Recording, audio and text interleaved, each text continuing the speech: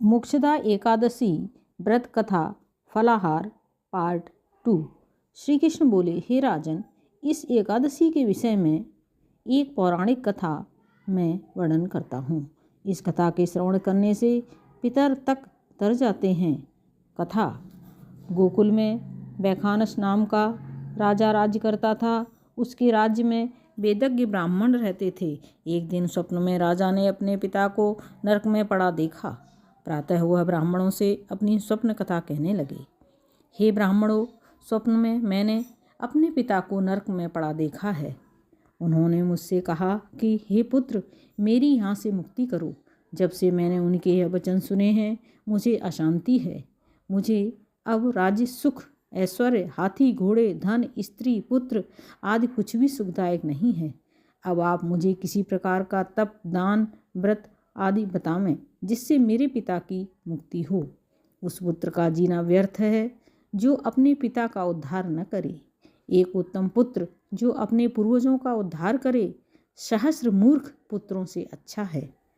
राजा के वचनों को सुनकर ब्राह्मण बोले, हे राजन, यहाँ से कुछ दूरी पर तीनों कालों के ज्ञाता पर्वत ऋषि का आश्रम है।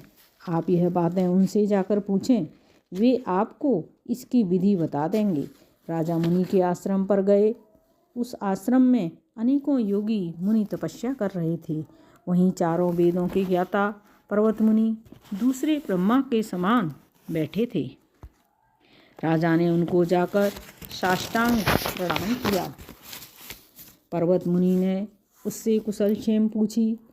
राजा बोले, हे देवर्षि, आपकी कृपा से मेरे राज्य में कुशल है। अकस्मात एक विघ्न आ गया है जिससे मुझे अशांत है। आप कृपा कर मेरे विघ्न को दूर कीजिए। यह सुनकर पर्वत मुनि ने नेत्र बंद कर लिए और विचारने लगे। फिर बोले, हे राजन, मैंने योग बल से तुम्हारे पिता के कुकर्मों को जान लिया है।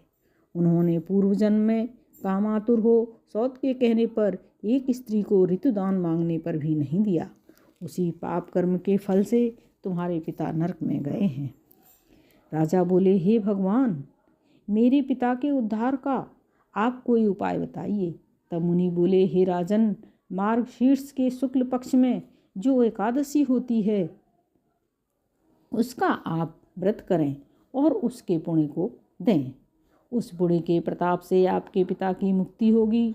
मुनि के वचनों को सुनकर राजा लौट आया और उसने कुटुंब सहित मोक्षदा एकादशी का उपवास किया।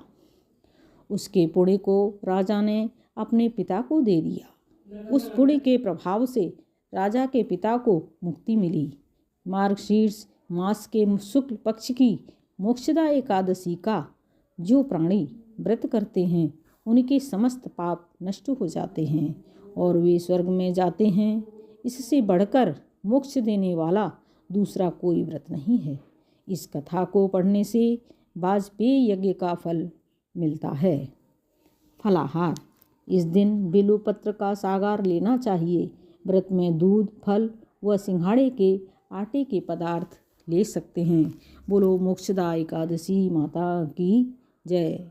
ओम नमो भगवते वासुदेवाय नमः।